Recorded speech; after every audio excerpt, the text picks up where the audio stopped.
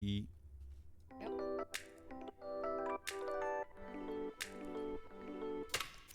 Hey, it's the Love in Our Wake podcast, and we're so glad that you've joined us today. Together with Ben Teefy, we're diving into theology to talk real life and learn how we, like Jesus, can leave love in our wake. I'm Bethany Thompson. Let's go! Giddy up, Oklahoma. All right. We're in winter here. I don't know where you are, but we're in winter. But we've got some good hot topics for you. We've been talking about Jesus' comprehensive vision for your life. We've touched on different scriptures, and last week went to 1 Corinthians 3 and talked about how, if you missed it, how you can build your house out of straw or you can build it out of bricks. And when it comes to the end of days, there's going to be a wolf that's huffing and a puffing. Yep. And it's going to either burn it up or not. And so we're really honest about what are we building with and where are we going, and does our life have value beyond the here and now and the paying the bills and doing the stuff in our ruts and our grinds. And so there is more to life.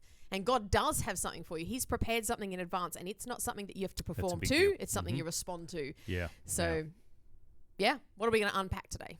Well, overarchingly, we've been talking about Jesus' comprehensive vision for your life. And because it's a comprehensive vision, right, some people don't understand how vision works. So our church has a vision. We don't, we try to talk about it all the time, but the people listening to the podcast may not care much about it specifically. But for us, the vision is the comprehensive postcard from the future, right? What is it that our collective blood, sweat and tears is trying to make happen, right? So because of that, it's like, mate, if you're going on a trip to Hawaii, you get a postcard of Hawaii, you put it on your fridge, and every financial decision, you look at that postcard thinking, nah, that's taking me further away from my trip. No, I'm saving for that trip, So then, then I won't buy that new... Great image. Yeah, great imagery. Thing now, and so that's what happens is it's like the vision, the postcard from the future sets direction. And how motivating is that?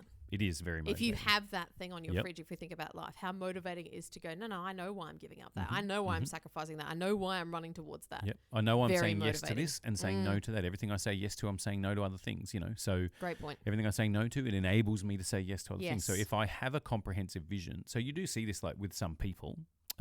When we lived in Brisbane, there was a lady, and she used to gather people at the start of every year to do their vision board. And they'd have like a big project piece, and they do like this is what this year's looking like. And I thought, you know what, that's the best way you can live. Everybody should do a vision board for a year type of thing. Probably people do it digitally now. But either way, because they're going, what do I want to have done this year? What do I want my life to have been shaped into? Okay. I'm sending myself a postcard from that future to go on the fridge, so I know this is what I'm building towards, And I just think that is so productive. Yes. So part of that is asking the question, what should be on my vision board then? Yeah. What should be my postcard from the future? And the scripture is, rather than giving us rules and regulations to live by, we get vision from the future from Scripture that we are supposed to tailor our lives towards, right? So you've already talked about some of those passages that do that. We've talked about Matthew 25, the sheep and the goats. That's a postcard from the future, mate. Which side of the queue do you want to be on? You actually have to do something in your life to reflect your choices. So Jesus' overarching vision. There's a couple of other interesting ones. I want to go all the way back to Father Abraham. Do you know my kids were singing that yesterday? Were they really? Is that right? People still sing that? I know, that's what I thought. I spent a lot of months in the Solomon Islands in my younger years doing mission, and they would sing that everywhere. Really? Even in that back then was the shout to the Lord of its generation. Wow. Well, it definitely came out yesterday. We would go to big open air meetings in villages, and that would be one of the worship songs would be Father Abraham. Worship? I think I've only known it as like a kids program me song. Too. Me too. And possibly because missionaries introduced it, in English to islands, but in reality they would all and they would sing it in English and they'd sing it in pidgin. And when it's like, I am one of them and so are you, so let us praise the Lord, and they would all like embrace each other and shake hands at that bit of I am one of them. Not and so cute, are you. It's just really moving. That's great. Yeah, I mean, it was really, really fabulous. So, hey, how about Abraham? That? And therefore, they, imagine being in island of Santa Isabel in the middle of the Pacific Ocean, and they're singing about Father Abraham, and 2 generations before that, they were cannibals. Wow. And there was a village we went to, and they literally said, just after World War II, missionaries went there and they had never seen these white people before. So they killed them and thinking they were some strange edible animal. Oh my gosh. Right? You know what they did? They found the boots popped off quite easy. So they boiled their boots in a pot, waiting for them to soften and then tried to eat them. Oh That's my what they goodness. thought. Like rather, they were cannibals. So it's Wow. like they know how to eat people, but they don't know how to eat people with these strange fixtures. So then that village was mocked, all over the Solomon Islands as like, oh, they're so dumb, they try to eat your boots or whatever. Oh. And even when we were on the way there, a couple of the locals were joking like, oh, we go, make sure you tell them not to eat your boots type of thing. Gosh. And then someone on the group goes, no, don't say that. They're really sensitive about it. They get really angry about it. Anyway, that has nothing to do with today's podcast. That is interesting. But isn't that a cool story? Yeah. There you go. And as we walked up the hill to that village, which was to have open air revival meetings and preach the gospel, as we walked up to the hill, the warriors of the village in full battle dress, right, which is like they're painted, they've got their spears, they've got like headdress, their kind of grass skirts, headdresses, they're camouflaged. They were hiding in the bushes either side of the path, which was not, it wasn't jungle. It was an open hill we were walking up with, just kind of like knee-high grass, right? They were so well camouflaged. They were hiding along the path. We didn't see them till we were surrounded by them, and they all got up doing war cries. It was like a gesture of welcome type thing, but it is also a demonstration of this is how we roll. It's also and it was like, I'm the glad. beginnings of a heart attack. It was like, I am really glad that this is their welcome instead of the welcome those missionaries got that's in right. That's World War II. Anyway, but old Father Abraham was that's there. where we were going. Was right there Correct. on that hilltop. We sung Father Abraham instead of getting our boots eaten. So here's what's interesting though, right, is Abraham is a underrated story because of how often we talk about Abraham, right? Yeah. But think about the fact that his whole life journey, or number one. Number two, the whole after effects of his life. Yep. Number three, the generational after effects for every other nation is all rested upon Jesus' comprehensive vision for Abraham's life. Very true. And Beyond the moment. Conditional upon his responses to Jesus' overarching vision for him, right? So if you don't know the backstory of Father Abraham, Father Abraham is an idol worshipper growing up in the house of a Babylonian idol manufacturer, right? So God says to Moses, tell the people of Israel, I called your father Abraham out of idol worship when he was just an idol worshiper. He had no good thing going for him, but I had mercy on him, right? So it's like, it's not because Abraham was good enough. It's not like he was like the most, Noah was like the most righteous guy at the time and God did what he could. But Abraham has nothing going for him other than God's grace. So that's pretty special. That's and good then marker. Josephus, in his writings, his extensive Jewish histories, he sketches Terah, Abraham's father's life, as a person who manufactured idols. Yes. And so that was his business. So Abraham grows up in the house of not just an idol worshipper, an idol manufacturer. They're making coin off selling other gods, and that's just a picture of the grace of God, right? And then God goes to Abraham and says, leave your father's house and everything like that and go to the land that I will show you. And two really interesting things happen. Number one, the Greek in Genesis 12, the Hebrew in Genesis 12 tends to be able to be interpreted as a past tense type of scenario where it's literally where God calls Abraham and says, have I not said to you, go to your father's house, or I've said to you, go to your father's house. So it's sort of like, that means that's a call that had been proceeding for some amount of time, right? That Abraham was specifically conscious of God's call and finally listened to it and went, right? His father died, then he did it. And when Stephen in the book of Acts gives his speech about Abraham, he says the same thing. God spoke to Abraham when he lived in his father's house. Then his father passed away, and then he finally did what God said. So it's sort of like there was a period between Abraham hearing the voice of God and him doing what God said, which is wonderful because that's like, how gracious is God? He didn't go, oh, you didn't do it straight away. I told you to leave your father's house. You waited till he died, then you left, right? God's pretty gracious and he goes on the journey. And then eventually Abraham gets with the program. God's been telling me to do this. I've got to do it. And we are often like that, we right? are, yes. I think my hope and prayer is that people have been listening to this series, that they discern the voice of God in their life and go, okay, well, what has God been saying to me that I've got to act on? I'm going to finally get around to obedience, That's right. Yep. So for starters, there's that element. Then secondly, God promises him something in covenant, which is, I will not only make you into a great nation. Remember, this is Genesis 12, right? What happens before Genesis 12 is Genesis 11, the Tower of Babel, right? Yeah. So there's a mirror image in characterization. This is called a chiastic structure, right? Yes. Like it's like a cross structure between how they correspond. In Genesis 11, Mankind does not want to obey God and spread around the world. They're told to spread out, multiply, fill the whole earth. They don't want to do that. They say, we don't want to spread out and become insignificant. They gather together in the plains of Shinar and they say, let us make a name for ourselves and build a tower for the heavens. So that's like disobedience to God's will. They don't want to do Good contrast. God's comprehensive overarching vision for a human. So they stay, and out of self-protection, they think they're going to build something. This is remarkably spookily pertinent to last week's conversation about rubble and also worth thinking about whether you have your own self-protection that keeps you in your own ruts. But that's right. So let us make a name for ourselves. We will build. We don't want to scatter around. Yeah. We want to stay. Then God scatters their languages, comes down. That's the end of the Babel project, right? But then you turn a page to Genesis 1, and God said to Abraham, I will bless you. I will make your name great. You'll be a blessing to the very many families of the earth, the nations of the earth, or whatever, right? So Abraham's the opposite of the Tower of Babel experiment. Yeah. We will make a name for ourselves. God says to Abraham, I will make your name great. So it's like, are you building your house or is God building your house? That's a question everyone has to answer for themselves. Yes, that's right. Is God building my life or am I building my life? But if I'm building my life, I might just find there's a lot of confusion in all of that. That's point one. Point two is that the Babel, they wanted to build their own thing and keep power and control to themselves and keep themselves to themselves. God has a comprehensive vision that spans the whole earth. Why Babel is so bad, one of the things is not because they tried to make a big project, but because God had already said through Noah, spread out and fill the whole earth. He'd also said it to Adam, spread out and fill the whole earth. And they don't want to do that. We don't want to. We're going to be scattered and become insignificant. And then God says to Abraham, no, what will make you significant is if you obey me, you will impact the ends of the earth. Every family on earth will be blessed through you. So the people in Babel had the same opportunity and calling that Adam did, that Noah did. Yeah, very powerful. And now this is the third time God has commissioned someone to spread something to the ends of the earth in Abraham. So it's quite persistent. He very persistent. And his overarching vision hasn't changed. Yeah, that's right. People's response to it changes.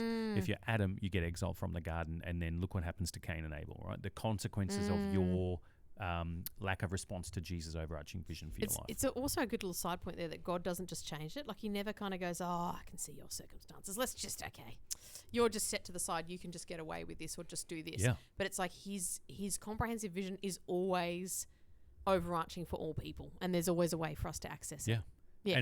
And in spite of the challenging of your circumstances, you know, like if I'm sick and in hospital, right? Yeah. You know, we hear these stories of people who are like really winsome soul winners when they're sick and in hospital because they want everyone to know that God is their source. You know, that's a pretty good way to live. Yeah. Because as far as I know, Ephesians 2 doesn't say that God's only prepared good works for you on your best days. That's right. So, but it's a good reminder, isn't it, that actually we're never excluded. Like no matter how much of a rough day, how bad our circumstances see, how much debt we have accrued, whatever. This always stands that God is always calling us to something beyond ourselves and bigger. And He's not ever going, you're excluded. He's like, that is so true. Not even on exclusion. But we too can go, that doesn't really. We work discount to me. ourselves, I'm too busy but or God whatever. never discounts us. And it's He doesn't. A great reminder. There's no footnotes to that call. You know? And it's not even like based on tiredness or like the people of Babel. They just went nah. But it's like, but God still wanted it. Yeah. Like God still wanted to move forward, and He still wanted something for the whole earth. And they were like nah. And we too can be nah based on whatever. Yep. Crazy. So here's what's interesting. Babel was the biggest engineering project in history at its time, and it had the most cooperation because every tribe and tongue and nation at the time came and did it, right? But by any other generation, you can never find the Tower of Babel. So you know how Paul, that thing from Corinthians we talked about, will what you're building survive, right? Everyone who put blood, sweat and tears and possibly personal sacrifice, and according to the Babylonians, maybe even infant sacrifice, because they were very well known that every time they laid a line of brickwork, they sacrificed a baby to it. Oh my gosh. So let's assume that's true or not true, whatever. But what you sacrificed for, no one can even find it on a map. So Paul, that is a scary thought. Maybe that informs Paul's writing later to the Corinthians, be careful what you build. Jesus is the only apt foundation, and everything on top of that, straw, gold, silver, it'll burn, and some of it will survive, you know. But that's a really good point, because a lot of adult life, there's a lot of sacrifice in life. There's a lot of it, and you get to choose what it's for. Yeah. Like people sacrifice for their kids, they sacrifice for their spouses, they sacrifice for their family, they sacrifice for their careers. Like, there's so many things, but you get to choose what is it that I sacrifice for. I could go further on that and like little tedious things, but it's just like, yeah, It's when so you true. we extrapolate that, it's like, actually, yeah. Yeah, you are sacrificing to your God. That's the Yeah. scary thing, right? Now, Yeah. whether you're a Christian or not, right now, look at your budget. What you do with your budget tells you who your God is, because you spend most of it on that, you know. Ouch. So how about That's this? right, yeah. Last night I was watching a boat video, Yep. and it is a walk around these new boats that I've sailed. Okay. It's a boat I'm unlikely to have, but I get really interested in boating because I like the water, you know. So there's this boat that's come out that's $1.2 million. It's a Riviera super Close to what yacht, Danny right? earns, yep. Yeah, that's right. That's right. So I said to her, Dale, there's no way we could spend half a year's wages on a boat. You know? So you walk around this Riviera super yacht, which is crazy. It's crazy, and it costs $1.2 million, right? Wow. And it has 3 queen bedrooms in it, right? And if you think about this yacht, you're probably thinking about something massive, but actually it's just a really large Really boat. nice It's boat. a really nice large boat. Wow. And it's crazy, right? It's got 3 bedrooms, 2 bathrooms. It's got the upper deck is really set out for entertaining, Yep. kitchen, you know, outdoor area, Quite indoor the vibe. area, all this stuff, you know, just an amazing boat. And way smaller than what you think when you think about a $1.2 million super yacht. People are probably thinking about something massive, but what's crazy about it is it's actually not big. Well packed in. It's Just just well an amazing designed. thing. It's the type of thing that you could, if you said, I'm going to sail around the world in it, you probably could, right? You probably could. So I'm looking at it and I'm thinking that's $1.2 million. And then in my head, I'm thinking, I barely foresee me spending $1.2 million on a boat, right? Like imagine if let's say I wrote a book and did the Rick Warren thing, and Yep. I write The Purpose-Driven Wife, right? And it becomes a bestseller on how to be a wife. Yep. The Purpose-Driven Wife. I write a bestseller, Danny. and I Yep. become a literary millionaire because of my Yep, bestseller. That that's happened to imagine. Rick Warren, right? You can do so that if Rick you want, Rick Warren goes back to his church and says, "You know the salary you've paid me for the last 20 years? Here's the money back, right, out of his book earnings." Wow. Then he proceeds to remain for the next decades as the senior pastor of the church in ministry, paying his own wages out of his book sales, right, and doing incredible church planning, leadership, ministry, you know, all this sort of stuff, right? And so what's crazy is I don't know what his private spending habits are. I don't believe that's on the public record, but I do know this. He didn't retire from ministry, buy a $1.2 million super yacht, and then travel around the world living off the That's a royalties. great point. But he could have. Yes, he could have. And if you do that and you're listening, I don't even criticize No. that, but I just think it's amazing that he went, I've still got something important I've to still do got in a life. comprehensive vision for my life. And that comprehensive vision even decided what he did with his millions of dollars It's of very book earnings powerful. and all that sort of stuff, you know. So I mean, there's other leaders out there buying gold-plated private Yes. jets that I really question Yeah. their sense about that. But anyway, But it's kind of interesting because if you had the choice, so he Yep. has the choice, Yep. and he goes, "No, this is where God's taking me," and it's like, maybe we could live with if I had the choice, because we do Well, have the choice. that is a life well lived, isn't it? It's a Yeah. life well lived to think if I was a billionaire and I could do whatever I want, I'm still doing what I'm doing because I do this because Jesus told me to. That's a way to live, you know. That's a way to live. So coming back to the boat thing, right? Then Yeah. I'm thinking, you know, if you live in Sydney, Yes. you could have a 3 or 4 bedroom family home bigger than this boat, and it's a $1.2 million property based on current could. prices, right? And so I was thinking about that, thinking, imagine if I had have lived and grown up in Sydney, and therefore, because I live in, you know, the northern suburbs of Adelaide, so the median house prices suits the budget that our family's, Yep. you know, able to accommodate. So fortunately, we could get a house. But if I was pastoring in downtown Sydney, right, and I'm needing, if I'm going to live within 3 hours of my church, to spend $1.2 million on property. And so then I'm thinking there's people out there where the $1.2 million yacht is just a replacement for their house. Sell your house and retire and live on your yacht and go around the world. Anyway, so I'm playing this mental game with myself of like, who buys these things? Yeah. Obviously millionaires do, but they get much bigger ones. So who has these super yachts, right? It's like, yeah, probably people who are either no longer wanting to sell their house and buy a waterfront apartment because that's $5 million, right? So then it's like, well, maybe this is my retirement plan, get this boat and travel around. That's what I'm thinking, people who do that, right? And then I'm thinking, but Ben, you and I both know, even if you lived in Sydney and you had a house that you could sell for $3 million, and even if you're retiring, are you really going to buy $1 million super yacht to live on, which is just basically a floating caravan? You know? Yeah. like, are you going to do that? Yeah. And if anyone did that, I would not think, oh, there's something wrong with that, right? You do it, you go for But it. we're doing that through who God's made us to be and what His Yes. comprehensive vision for our life is. Yeah. Yes, that's right. And so then I'm thinking, I don't begrudge the person with I own a house, you own a house. We expect people to own a house. It's the best thing for them and their family, and leaving something for their children's children. Right. So that's fine. But then it's like, but even if I was ever going to dispose of my house, I ain't buying my super yacht with my house. I'm probably going to like burn out hard. I guess I'm going to go, oh, good, that'll fund me for the last 20 years of my life doing missions or something. You know, there's 100 decisions that I know when I'm watching that boat video. Yeah. You know you're never going to do this, buddy. Even if you had the money for it, you know you're not going to do it that way. You're going to buy a smaller boat that you go out on, and you're going to invest your life in the kingdom of God. Which makes me ask, if you were to do a vision board for your life, what would be on it?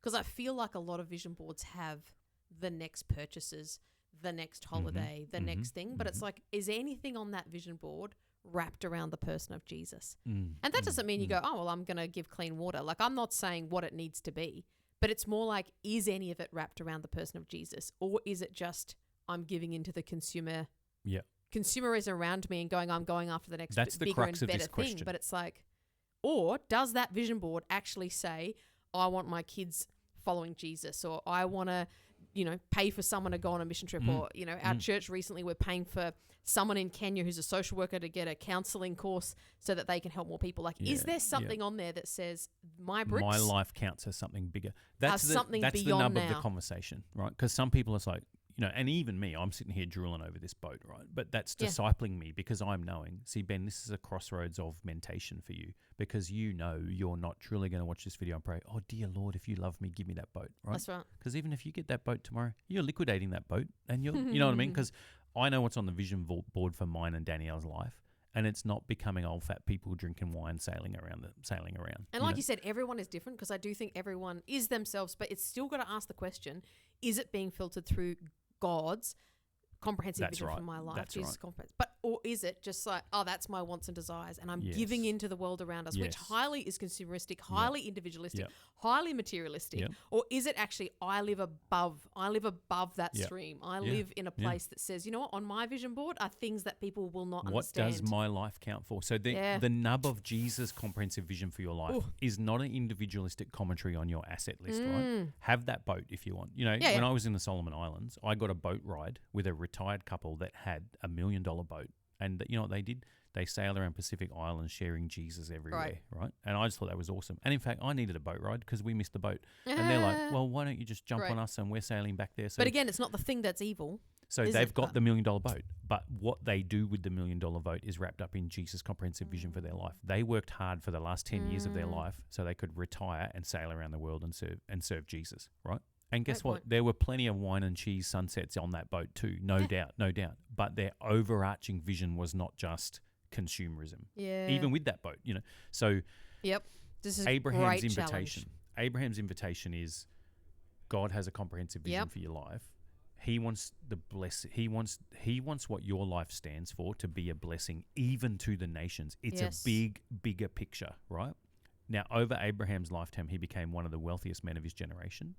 He restored his cousin, Lot, his nephew, Lot, right? And he did a tremendous amount of good as an influential king, a ruler and a reigner, right? So we're not anti-success, anti-prosperity, anti-thing. He did all that. But his overarching vision was, but everything I have is to be a blessing for the nation. So I'm following Jesus. My choices are made with how is God calling me to be a blessing to the nation. And you just don't see that change. And that's what I find fascinating is we sometimes think, oh, but it hasn't not changed since the beginning of Genesis to the end of Revelations. And you see that very clearly in the gospel with the ministry of Jesus, and very clearly in Acts when you see what's going on and you think, he's never changed his heart for the world, his heart for the nations, and his desire for humanity to make a difference.